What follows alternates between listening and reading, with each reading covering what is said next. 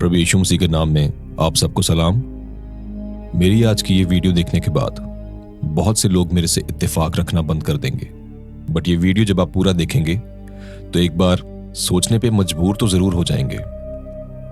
Video start करने से पहले हम कुछ बाइबल की आयतें रीड करते हैं, जिनकी वजह से मेरे दिमाग में कुछ ऐसे सवालात आए हैं जो कि सीधे तौर पे साइंस की मुखालफत करते हैं। मैं पढ़ने जा रहा हूं यहोशू की किताब चैप्टर 10 और वर्स 12 से 14 तक। उस समय अर्थात जिस दिन यहोवा ने इमोरियों को इजराइलियों के वश में कर दिया, उस दिन यहोशू ने यहोवा से इजराइलियों के देखते इस प्रकार कहा, हे सूर्य तू गिबोन पर, और हे चंद्रमा तू अयलोन की तराई के ऊपर थमा रह। और सूर्य उस समय तक थमा रहा और चंद्रमा उस समय तक थमा रहा, जब तक उस जाति के लोगों ने अपने शत्रुओं से पलटा न लिया। क्या ये बात यशार नाम की पुस्तक में नहीं लिखी है कि सूर्य आकाश मंडल के बीचों बीच ठहरा रहा और लगभग 4 पहर तक ना डूबा। बचपन से हमें यही सिखाया गया है कि अर्थ यानी पृथ्वी जो है वो तकरीबन 1600 किलोमीटर पर आवर की स्पीड से रोटेट कर रही है। लेकिन अगर ऐसा है तो यहां तो हमें अलग ही चीज देखने को मिल रही है। यहोशू ने खुदा से दुआ की कि सूरज और चांद थम जाए, न कि ये कि पृथ्वी थम जाए। तो ये थोड़ा कॉन्ट्राडिक्ट नहीं कर रहा? जैसे हमें अर्थ का सिखाया जाता है कि अर्थ तकरीबन 1600 किलोमीटर की स्पीड से घूम रही है, वैसे ही हमें सिखाया जाता है कि जहाज जो होते हैं यानी एरोप्लेन्स वो 800 किलोमीटर की स्पीड से चलते हैं। सो सवाल ये है कि अगर 1600 किलोमीटर की स्पीड से अर्थ घूम रही है और जिस डायरेक्शन में अर्थ घूम रही है, और प्लेन भी अगर उसी डायरेक्शन में ट्रेवल कर रहा है, तो वो प्लेन तो कभी अपनी डेस्टिनेशन तक पहुंचेगा ही नहीं, क्योंकि जितना वो प्लेन उस तरफ जाएगा उससे डबल स्पीड से अर्थ भी आगे ट्रेवल कर रही है, आगे बढ़ रही है। मान लीजिए 2 लड़के हैं, जेम्स और पीटर। जेम्स जो है वो 10 सेकंड्स में 10 कदम चल पाता है और पीटर जो है वो 10 सेकंड्स में 20 कदम चलता है। तो उन दोनों में जो डिफरेंस है वह कभी खत्म ही नहीं होगा, क्योंकि पीटर जेम्स से हमेशा आगे ही रहेगा और वो दोनों कभी एक दूसरे को छू नहीं पाएंगे। सो जिस डायरेक्शन में अर्थ मूव हो रही है, उसी डायरेक्शन में अगर प्लेन भी मूव हो रहा है, तो प्लेन के नीचे की जमीन तो हमेशा आगे ही बढ़ती रहेगी, और वो भी उससे डबल स्पीड से। सो जहां पे उस प्लेन को लैंड करना है, वो जमीन, वो जगह तो कभी आएगी ही नहीं। अब इससे ऑपोजिट, अगर जिस डायरेक्शन में अर्थ घूम रही है और प्लेन उससे ऑपोजिट डायरेक्शन में ट्रेवल कर रहा हो, तो फिर तो उस प्लेन की डेस्टिनेशन एस्टिमेटेड टाइम से जल्दी आ जानी चाहिए, क्योंकि जिस डायरेक्शन में आप ट्रेवल कर रहे हो, अर्थ भी उससे डबल स्पीड से आपकी तरफ मूव हो रही है। बट ऐसा होता नहीं है। चाहे आपको कहीं से आना हो या कहीं जाना हो, आपको सेम ही वक्त लगता है।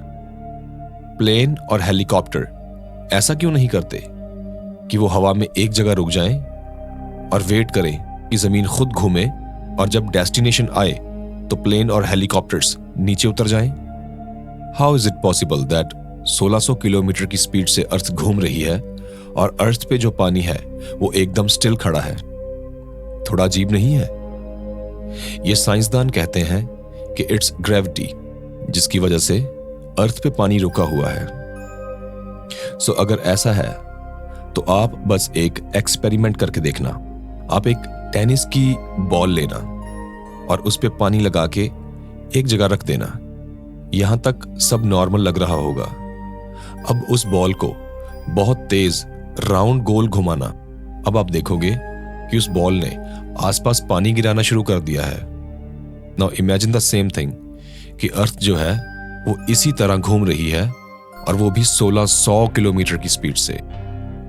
अब कुछ लोग बोलेंगे कि बॉल का साइज बहुत छोटा है और अर्थ का साइज तो कितना बड़ा है।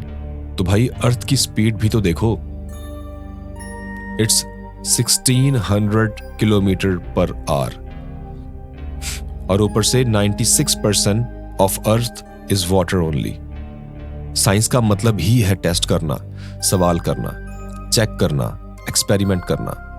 बट इससे उल्टा, we have always been asked to trust whatever is told to अस।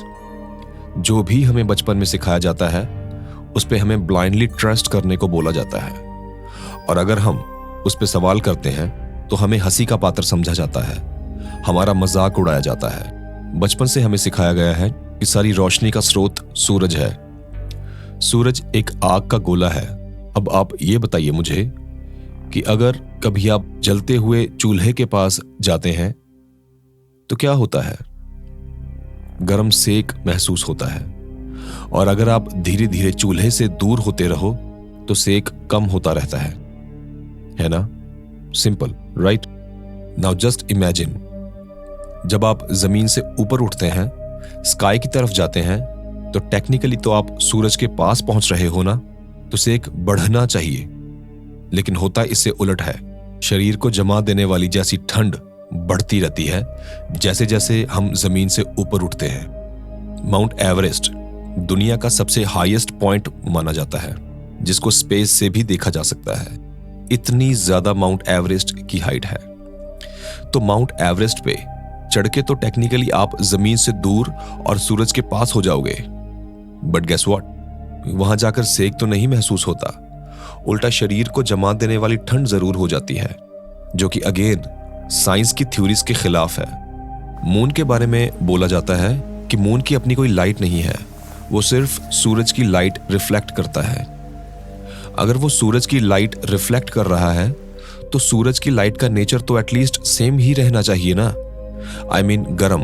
आप कभी सूरज की किरणों को रिफ्लेक्ट करके देखना किसी कागज या सूखे पत्तों पे, आप देखोगे कि सूरज की रोशनी का नेचर सेम ही रहेगा और वहां आग लग जाएगी। बट चांद की रोशनी जब होती है तो वो तो ठंडी होती है, विच मेक्स नो सेंस। मैंने ये चीज किसी के साथ डिस्कस की थी, एंड आप जानते हैं उस शख्स ने क्या जवाब दिया? ही सेड, पता नहीं, होगा कुछ ना कुछ, but science is always right. I mean seriously, मतलब खुद कोई सवाल नहीं करना, कोई टेस्ट नहीं करना, कोई एक्सपेरिमेंट नहीं करना, बट स्टिल जस्ट वॉल्केनोज को ही देखकर स्कूल में हमें सिखाया जाता है कि अर्थ की कोर में धधकती हुई आग है, धधकता हुआ लावा है। अगर ऐसा है तो पानी में जब आप नीचे जाते हैं तो गर्मी क्यों नहीं होती? सी के तल पर जब आप पहुंच जाते हैं तो वहां तो उबलता हुआ पानी होना चाहिए, बट नो, वहां तो ठंड होती है। जुलाई 20, 1969 को अपोलो 11 मिशन हुआ था, जब इंसान चांद पर गया था, जब इंसान के पास कम टेक्नोलॉजी थी। आज हम 2026 में इतने एडवांस्ड हो चुके हैं कि हम एआई से एकदम रियल दिखने वाली वीडियोस बना रहे हैं, बट फिर भी आज तक इंसान दोबारा कभी मून पे नहीं जा सका। नासा का कहना है कि हमसे वो टेक्नोलॉजी खो गई है, इसलिए हम कभी दोबारा चांद पे नहीं जा सके। वाह, कोई सेंस बनी इस बात की? आज भी अगर आप किसी पिछड़े हुए इलाके में चले जाएं तो आपको मोबाइल फोन पे बात करते हुए आवाज नहीं आती, सिग्नल कट हो जाते हैं। लेकिन 1969 में मून पे बैठे लोगों के साथ ये लोग एकदम साफ, क्रिस्टल क्लियर बात कर रहे थे, जब मोबाइल फोन जैसी टेक्नोलॉजी का भी इन्वेंशन नहीं हुआ था। मतलब कुछ भी। ये वो शिप है जिसमें बैठकर इंसान मून पे गया था।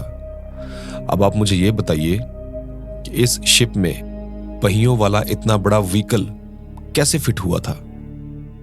अब मैं आपके सामने चैट जीपीटी पे कुछ सर्च करता हूं।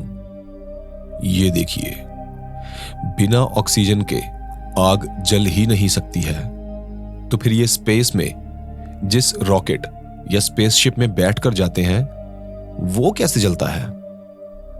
इसका मतलब है कि या तो स्पेस में ऑक्सीजन है, तभी तो इनोक जब आसमान में धरती के ऊपर गया था तो उसको सांस लेने में कोई दिक्कत नहीं आई, और या फिर इंसान कभी स्पेस में गया ही नहीं and this is all fake. या फिर ये दोनों चीजें सच हो सकती हैं क्योंकि एक्ट्स यानी प्रेरितों के काम चैप्टर 17 में कुछ ऐसा लिखा है, जिस परमेश्वर ने धरती और उसकी सब वस्तुओं को बनाया, वह स्वर्ग और धरती का स्वामी होकर हाथ से बनाए हुए मंदिरों में नहीं रहता, न किसी वस्तु की आवश्यकता के कारण मनुष्यों के हाथ की सेवा लेता है, क्योंकि वह स्वयं ही सबको जीवन और श्वास और सब कुछ देता है। ज़बूरों की किताब यानी साम चैप्टर 135 और verse 7। He makes clouds rise from the ends of earth. He sends lightning with the rain and brings out the wind from his storehouses.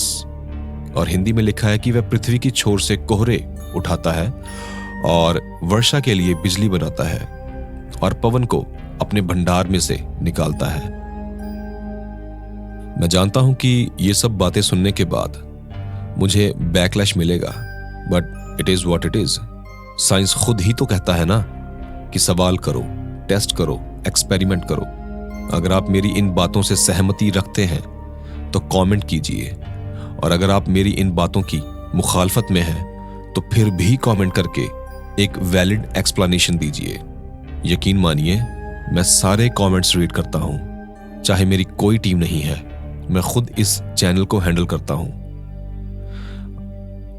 अगर आप मेरे चैनल पर पहली बार आए हैं तो प्लीज नीचे दिए गए सब्सक्राइब के बटन पे क्लिक कर दीजिए और साथ वाले बेल आइकन को भी प्रेस कर दीजिए, ताकि जब भी मैं कोई नई वीडियो अपलोड करूं तो उसका नोटिफिकेशन आपको तुरंत मिल जाए।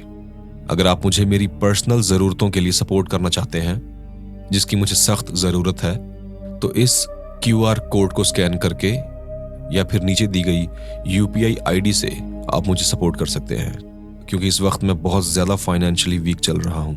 आप में से कुछ लोगों को पता होगा कि मेरी जॉब भी चली गई है। प्रभु यीशु मसीह के नाम में आप सब पर सलामती हो। आमीन।